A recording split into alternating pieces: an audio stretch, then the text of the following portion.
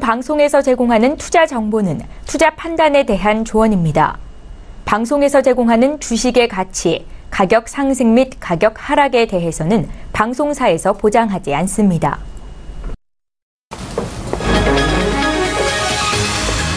이 시각 헤드라인 뉴스입니다. 윤석헌 신임 금융감독원장은 제13대 원장 취임식을 열고 금융감독의 본질인 국가 위험 관리를 제대로 수행하기 위해서는 감독 정책의 신뢰 회복과 독립성 유지가 필요하다고 강조했습니다. 이를 위해 윤 원장은 금융시장과 금융산업에서 견제와 균형을 통해 국가가 필요로 하는 위험 관리 역할을 다할 것이라며 법과 원칙에 따라 그리고 소신을 갖고 시의적절하게 브레이크를 밟아야 한다고 강조했습니다. 한국개발연구원은 5월 경제 동향에서 수출이 비교적 완만한 증가세를 유지하고 있지만 광공업 생산이 감소를 지속하는 등 제조업 경기의 개선 속도는 조정되고 있다고 밝혔습니다. 전반적으로 생산과 투자 관련 지표의 둔화 가능성에 대한 경계심을 높였습니다. 투자에 대해서는 건설 투자 둔화 추세가 지속하였으며 설비 투자도 감소로 전환하며 개선세가 점차 약화되는 모습이라고 우려한 반면 소비 경기에 대해서는 민간 소비는 양호한 흐름을 지속하고 있고 소비 관련 서비스업도 개선되고 있는 것으로 판단한다며 긍정적 인식을 나타냈습니다. 삼성바이오로직스 회계 위반 사태를 둘러싸고 이를 외부에 사전 공개한 금감원과 당사자 삼성바이오로직스 간의 힘겨루기 양상이 번지고 있습니다. 금융감독원은 시장에 충격을 줄 것을 우려한 선제적 대응이었다는 점을 강조한 반면 삼성바이오로직스는 섣부른 정보 공개로 시장과 투자자에게 불안을 가중시킨 것은 강력 유감이라며 맞서고 있어 양측 간 정면 충돌도 불가피한 상황으로 밝혀졌습니다. 금융위는 지난 6일 금감원이 감리한 삼성바이오로직스 결과 주요 내용을 보고받았다고 밝혔고 이와 관련한 감리위원회는 오늘 17일 개최됩니다. 중국 더블스타로 매각이 결정된 금호타이어가 지난 2일 산업통상자원부에 방산업체 지정 취소를 요청했습니다. 금호타이어는 전투기용 타이어를 생산해 방산업체로 지정됐는데 현행법상 방산업체를 매각할 때는 산업부 장관의 승인을 받아야 합니다. 채권단은 금호타이어의 전투기용 타이어 사업이 연간 16억 원 규모로 크지 않은 만큼 비방산과 방산 사업을 분리해 비방산 부문만 더블스타에 매각하는 방안을 추진하는 것으로 알려졌습니다.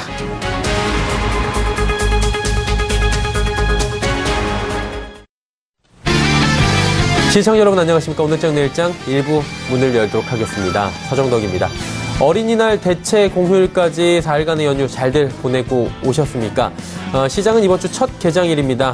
화요일장이고요. 그런데 힘이 역시나 강해 보이진 않는 모습이고요. 지난주에 이어서 오늘도 전강후약 장세로 약세장의 전형적인 모습, 오후 들어서 지속적으로 흘러내리는 모습들을 확인할 수가 있습니다. 코스피도 상승폭 거의 다 내줬고요. 코스닥은 지금 하락 전환한 상황입니다. 거래소 쪽은 장 초반 동반 매수하던 기관과 외국인이 지금 동반 매도로 전환을 했고요. 개인만이 매수하는 측면이 강한데 연기금이 그래도 좀 도와주고 있긴 한데 지수 상승이 조금씩 더뎌지고 있는 상황입니다. 수급 꼬였습니다. 그리고 종목별로 살펴보니까 액면 분할 2거래일째인 삼성전자는 오늘 상승 흐름을 가져가긴 합니다. 그리고 SK하이닉스도 상승을 하면서 전기전자업종 정도는 잘 달리는 추세입니다. 하지만 전반적으로 지금 혼조세를 보이고 있는 상황이고요. 삼성바이오로직스는 오랜만에 반등에 성공하는 모습을 보여주고 있습니다. 그리고 중국 관련 소비주들이 그나마 조금 선방하는 모습입니다.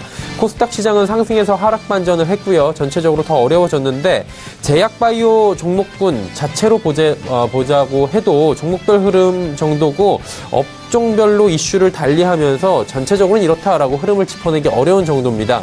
5월은 증시가 어느 정도 회복될 것이다 라는 전망들이 지금 강한 상황이었는데 일단은 둘째 주에 접어들었지만 그런 흐름들에 대해서는 포착이 제대로 되질 않고 있는 상황입니다. 결국에는 대내외적 이슈들이 상존하고 있는 상황, 많이 누르고 있는 상황인데요. 북미 정상회담 장소에 대해서도 트럼프 대통령이 계속해서 뜸을 들이고 있는 상황입니다. 그리고 당장 나온 이란 핵협정 결정 시한 굉장히 또 앞으로 당겨진 상황입니다. 그러다 보니까 트럼프 대통령 입에 말 한마디 그리고 손가락 하나하나에 전 세계 증시의 움직임, 경제 상황까지 달렸다 해도 과언이 아닐 것 같은데요. 이 부분들을 오늘 중점적으로 다뤄보도록 하겠습니다. 금일폰 방송에서 제공해드리는 정보는 투자 판단에 대한 조언일 뿐입니다. 해당 주식의 가치와 수익률을 보장해드리지 않는다는 점 참고해 주시길 바랍니다. 코스피 지수부터 체크해보도록 하죠.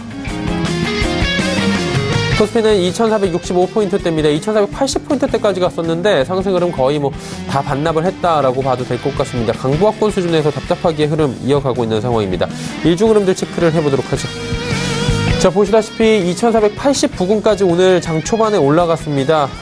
분위기 괜찮았는데 정오 이후부터 조금씩 흘러내리기 시작해서 현재는 거의 강보합권 수준까지 내려오면서 상승 종목보다는 하락 종목이 훨씬 더 많아진 상황이고요. 시총 1, 2위 종목만 상승하다 보니 전체적으로 약세장이다라고 표현을 해도 맞을 것 같습니다. 그렇다면 수급 주체 확인을 해봐야 될 것 같은데요. 말씀드렸다시피 장 초반에 기관 외국인 좀 동반 매수해주나 했는데 바로 매도 전환을 했고요. 개인만이 지금 홀로 매수에 동참하고 있는 상황입니다. 895억 원 정도 개인이 사고 있는 상황이고요. 외국인 기관은 각각 443억 원, 738억 원 삽니다. 연기금만이 나홀로 매수해주고 있는 상황입니다. 자, 이제 시가총액 상위 종목들의 흐름 살펴보도록 하겠습니다. 삼성전자, SK하이닉스, 삼성전자 우선주 올라갑니다. 현대차는 하락하고 있고요. 셀트리온도 삼성바이오로직스 올라가다 보니까 강보합권 유지를 하고 있는 상황입니다. 삼성전자 같은 경우에도 53,000원 부근에서 계속 왔다 갔다 하는 모습이고요. 포스코 하락합니다. 그리고 삼성바이오로직스 오늘 375,000원대, 38만원대까지도 장중에 터치를 했는데 오랜만에 반등이 좀 강하게 나와주고 있는 상황이지만 워낙에 낙폭이 그동안 컸기 때문에 이 정도 반등으로는 거의 그동안의 낙폭을 만회하기는 좀 아직 먼 상황입니다.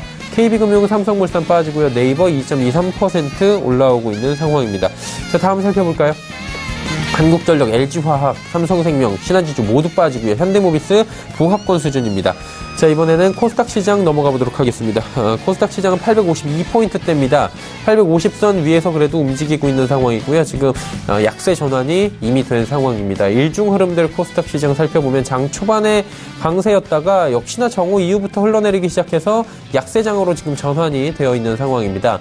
수급 주체 확인해 보도록 하죠. 여기도 역시나 기관 외국인 동반 매도입니다. 기관 33억 원, 외국인 148억 원 매도합니다. 개인은 178억 원 순 매수하고 있는 상황입니다. 자, 이번에는 시가총액 상위 종목들입니다. 셀트리온 헬스케어가 0.36% 올라가고요. 신라젠, HLB가 빠지는데 낙폭이 꽤 크고 특히나 신라젠은 지금 7만원까지도 위태위태한 모습입니다. 메디톡스, CJEN은 올라가는데 상승폭은 좀 크지 않은 상황이고요. 다음 6위부터 10위 종목들 체크해보도록 하겠습니다. 바이로메드가 오랜만에 3%대의 강세 보이고 펄어비스가 4%의 낙폭 보이면서 25만원 아래로 내려갔습니다. 셀트리온 제약도 1.4% 정도 소폭 강세 보입니다. 나노스, 코오롱 티슈진 빠지는데 코오롱 티슈진은 오늘 연저점 다시 깨고 내려가는 모습입니다. 자, 다음 살펴보도록 하죠. 카카오뮤직 9만원 다시 회복했고요. 스튜디오 드래곤 8만원 위태위태합니다. 포스코 캠텍 상승폭이 꽤나 크고요. 제넥신, 컴투스 모두 1% 내외의 상승 흐름들 가져갑니다. 원달러 환율 살펴보도록 하겠습니다. 원달러 환율은 1079원 30전에 거래되면서 원화 약세에 이어지고 있는 상황입니다. 국내 야시장 여기까지 살펴보도록 하죠.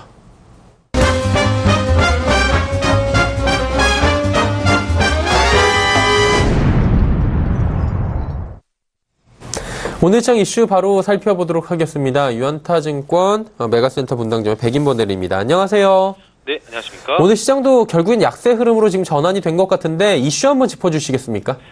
네, 일단 여러 가지 이슈가 있긴 하지만 오늘 심플하게 한 가지 이슈만 좀 꼽아보자면 조선업종의 좀 반등세가 좀 기대된다라는 좀 언급드리고 싶습니다.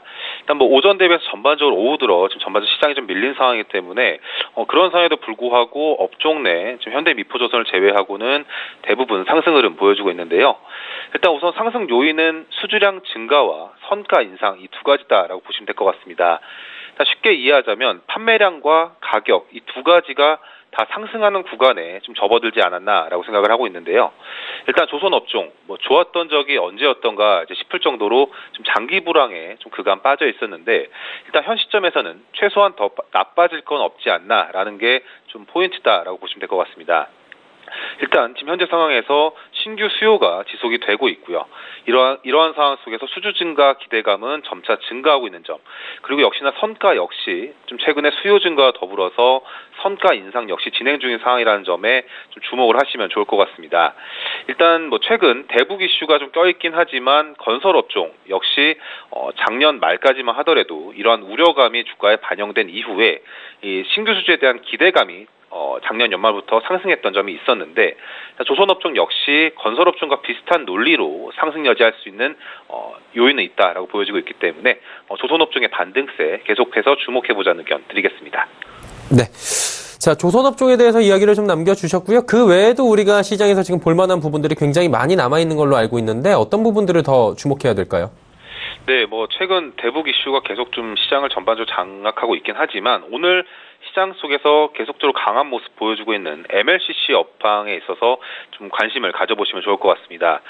일단 MLCC, 적층 세라믹 콘덴서라고도 하고 있지만 일단 최근 시장에서 MLCC 관련 이슈가 워낙 많이 언급되다 보니 시청자 여러분들께서도 좀 잘 아시는 용어다라고 보시면 될 것 같은데요. 일단 우선 MLCC 업황 자체가 워낙 좋습니다. 수요 대비 공급은 여전히 부족한 상황이고 이러한 상황 속에서 MLCC 가격은 올라가고 있는 상황이다라고 보시면 될 것 같은데요. 일단 업황 호조세 당분간 지속될 것으로 보여지고 있고 일단 가격 상승과 더불어서 수요 증가에 따른 관련 업체들의 수혜는 지속될 가능성이 높을 것으로 보여지고 있습니다. 일단 국내 상장 업종 내에서는 일단 두 가지 업체가 시장에서 인식이 되고 있는데 일단 대표적인 종목이 삼성전기와 사마 콘덴서 이 두 가지 종목입니다. 일단 비록 최근 사마 콘덴서 같은 경우에도 좀 주가 상승이 가파른 점이 좀 있기 때문에 신규 접근하시기엔 좀 부담스러울 수는 있겠지만 그럼에도 불구하고 MLCC 업황 너무 좋습니다. 그렇기 때문에 현 시점에서는 삼성전기와 사마 콘덴서 이 두 가지 종목 좀 주목하시면서 분할 매매 전략으로 조정 시 일부 진입하시는 이런 전략으로 제용해 보면 좋지 않을까라는 의견 드리겠습니다. 네, 삼성전기와 사마 콘덴서에 대해서 일부 이제 분할 매수 관점에서 아직도 유효하다라고 짚어주셨고요. 그렇다면 이제 내일장 전략 미리 한번 들어보면 좋을 것 같은데요. 어떻게 대응하면 좋을까요? 네, 일단 내일 시장 아무래도 남북 앞서 말씀드렸던 조선업종 그리고 MLCC 관련 업종에 있어서 좀 주목을 하시면서 또 다른 시장의 좀 요인이죠. 남북 관련주에 있어서는 좀 트레이딩 전략으로 좀 대응하는 것이 좀 바람직하지 않을까라고 생각을 하고 있습니다. 일단 남북 정상회담 이전과 그 직후까지 주가 상승률이 좀 가팔랐었는데 일단 현재 시점에서 북미 정상회담을 앞둔 시점에서는 불확실성이 좀 잔존하고 있는 상황입니다. 그렇기 때문에 현 구간에서 급락은 안 나오더라도 당분간 주가에 있어서 기간 조정은 이어질 여지가 있다라고 보여지고 있는데요. 일단 그렇기 때문에 트레이딩 전략으로 분할 매매하시면서 일단 시세가 나온다면 홀딩 그리고 혹은 비중 확대하는 전략을 그 이후에 실행하시면 좋을 것 같고 일단 주가가 꺾인다면 비중 축소 혹은 손절로 대응한 전략으로 좀 대응하신 것이 바람직하다라고 보여지고 있습니다. 일단 첨언하자면 남북 관련주 과거와 다르게 일시적 테마다라고 보기보다는 뭔가 트렌드의 변화로 느껴질 수 있는 이슈다라고 아직은 보여지고 있기 때문에 일단 막연하게 올랐다라고 두려워하시기보다는 일단 현재 시점에서는 기간 조정 이후에 북미 정상회담까지 결과가 혹시나 긍정적으로 좋게 나온다라고 했을 때는 추세적으로 갈 수 있는 여지가 있는 업종 테마다라고 보시면 될 것 같습니다. 그 가운데에서는 건설업종, 철도, 시멘트 업종 내에서 시세가 좀 계속적으로 강한 종목들 위주로 예를 들자면 건설업종에선 현대건설, 철도에선 대표적인 게 현대로템, 그리고 이제 시멘트 업종 내에서 쌍용 양회를 좀 업종 내 탑픽 종목 위주로 좀 보시면서 일단 마지막으로 간략히 말씀을 드리자면 일단 주가가 파랄 때 진입하시고 빨갈 때는 잠시 멈춰보시는 전략으로 대응하자는 의견 드리겠습니다. 네, 건설, 철도, 시멘트에 대해서 내일도 한번 관심을 더 가져볼 만하다라고 말씀을 해주셨습니다. 오늘 말씀은 여기까지 듣겠습니다. 고맙습니다. 네, 감사합니다. 유한타증권 메가센터 분당점 백인범 대리였고요. 이슈 칼럼 바로 이어갑니다.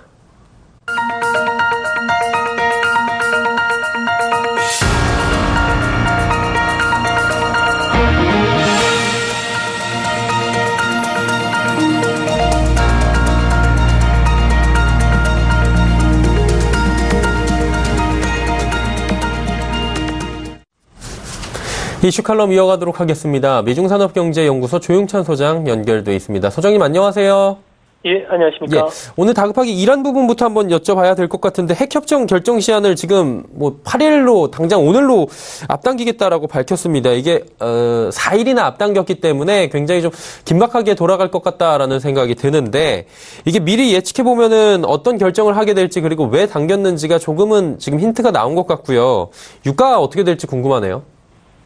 네, 그 트럼프 대통령은 아무래도 이런 핵 합의와 관련된 파기 가능성을 언급할 것으로 보여지고요. 현재로서는 이란이 재협상에 응할 가능성이 낮기 때문에 마크롱 대통령의 말처럼 판도라 상자가 열릴 위험이 그만큼 커지지 않을까 보십니다. 이란 제재가 다시 강화된다면 원유 공급량은 하루에 100만 배럴 정도가 감소할 가능성이 있는데요. 사우디와 미국이 수일 5일 증산으로 보완할 시간을 갖는 그 기간만큼 단기적으로는 WTI 기준으로 해서 배럴당 80달러 선까지는 올라가지 않을까 보십니다.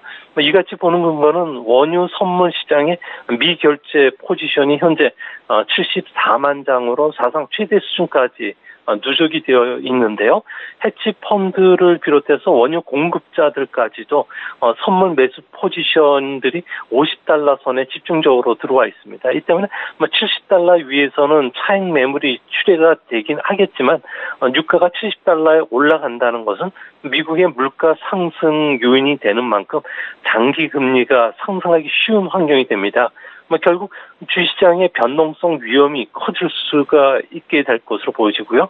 더욱이 북미 정상회담을 앞두고 북한과의 비핵화 협상에도 악영향을 끼칠 수 있기 때문에 아무래도 금융시장에서는 좀 그 불안한 움직임이 계속될 것 같고요. 주시장에서도 위험 자산보다는 금이나 석유, 달러 같은 안전 자산이라든지 채권 수요가 더 늘어나는 계기가 되지 않을까 보입니다.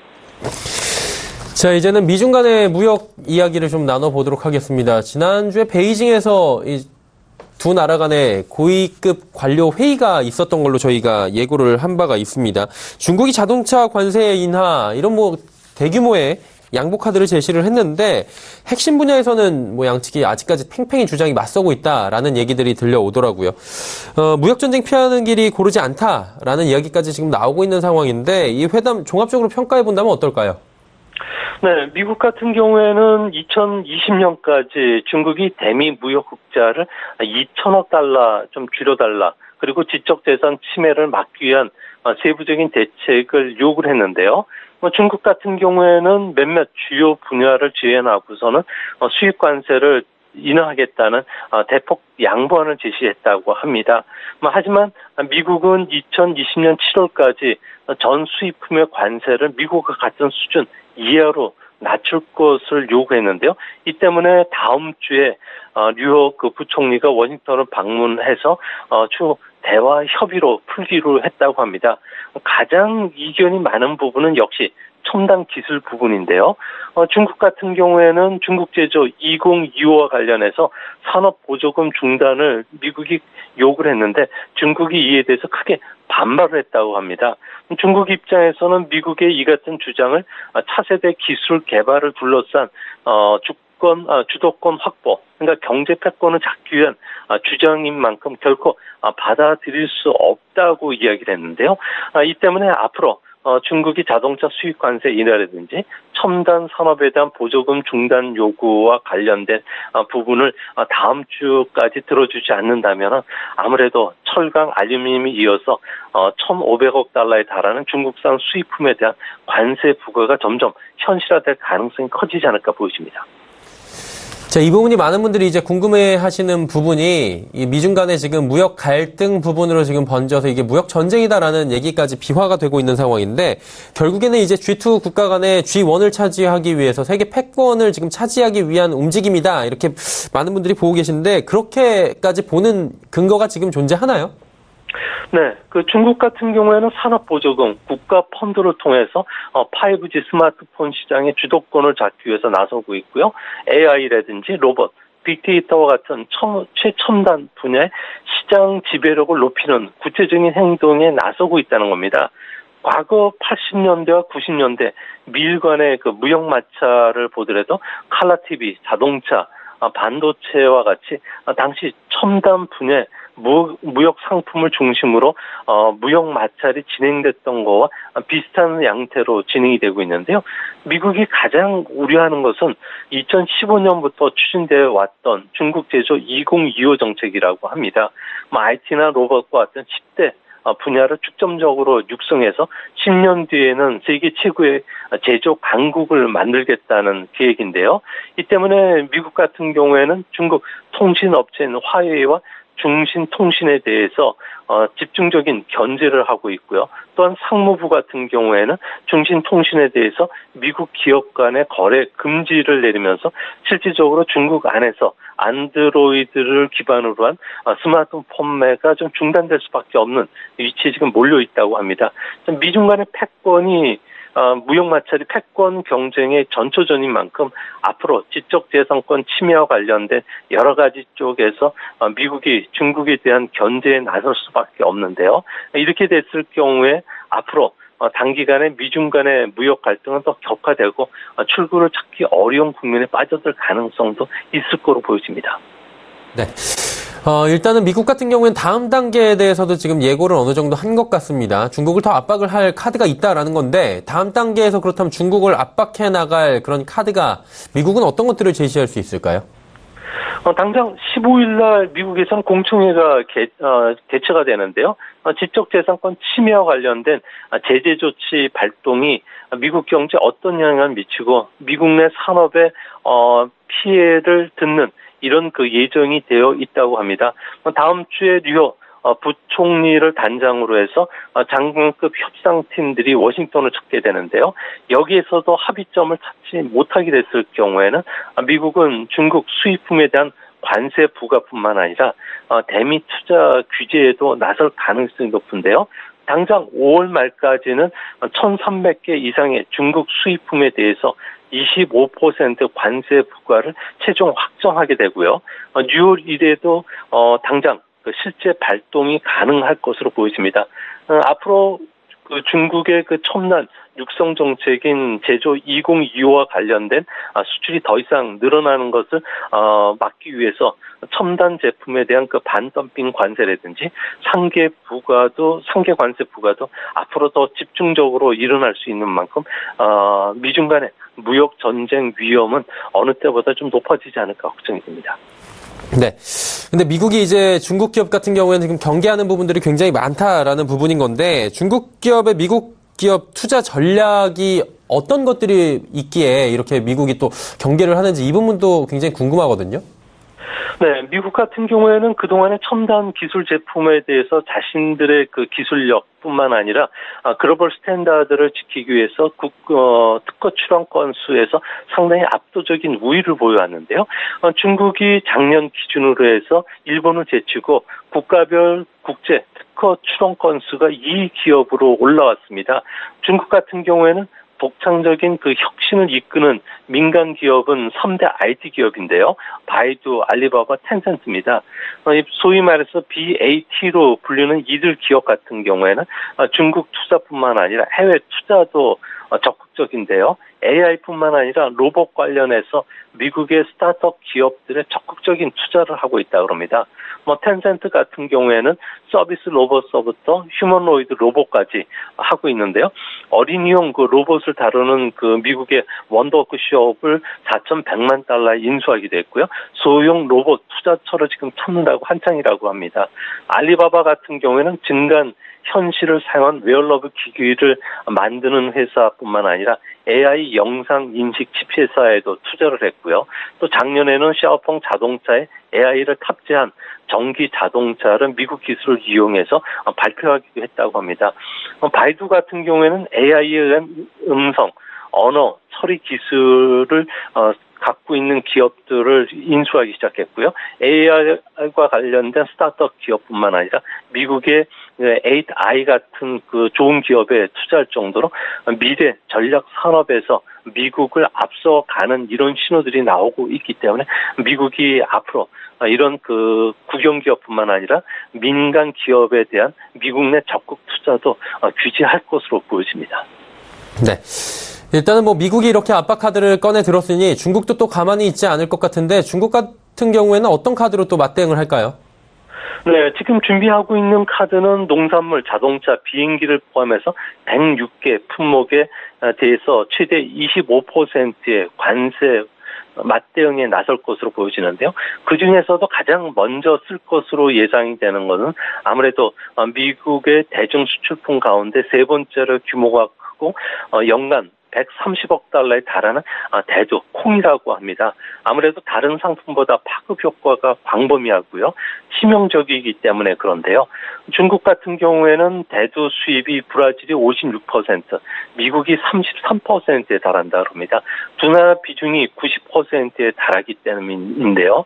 이 때문에 현재 3천만 톤에 달하는 미국산 물량을 다른 곳으로 대체하는 작업들을 펼칠 가능성이 높습니다.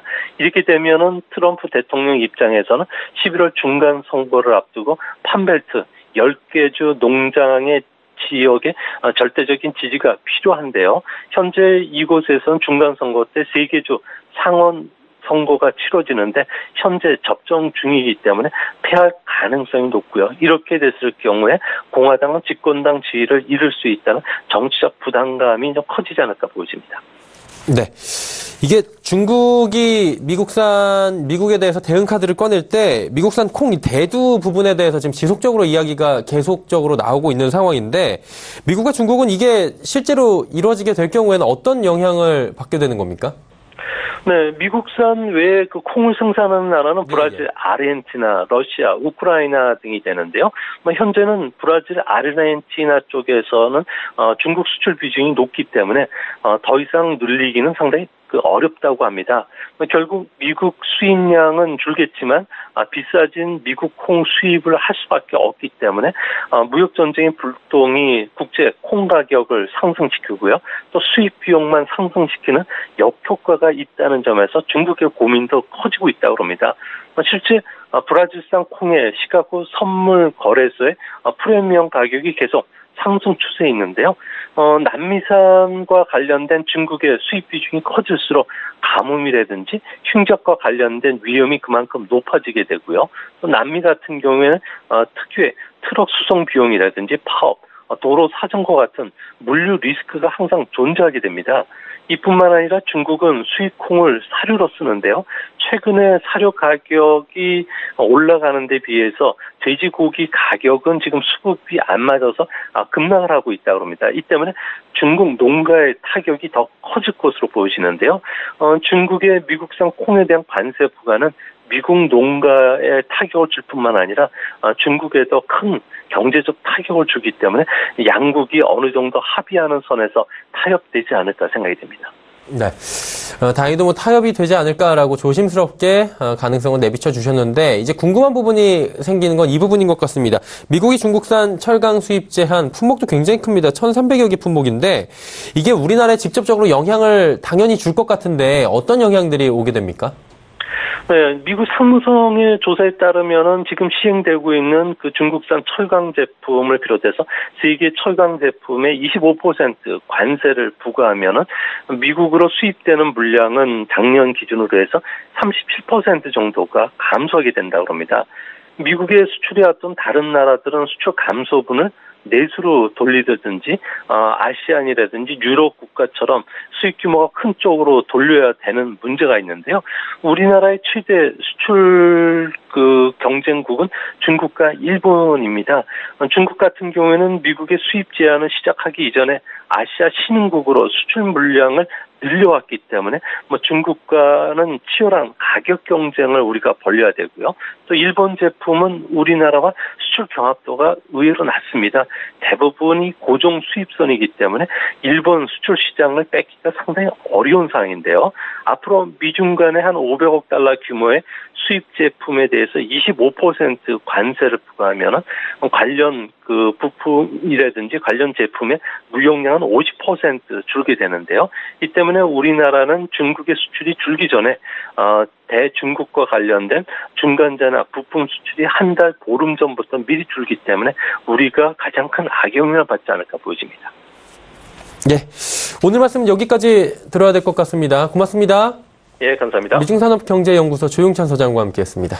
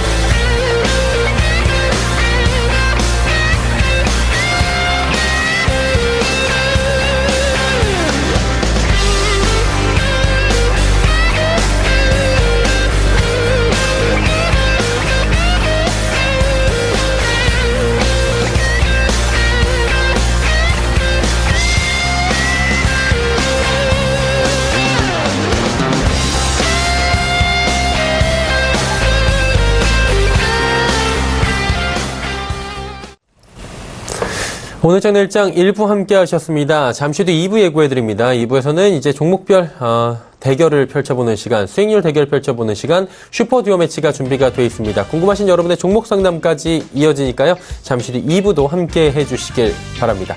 2부에서 뵙겠습니다. 고맙습니다.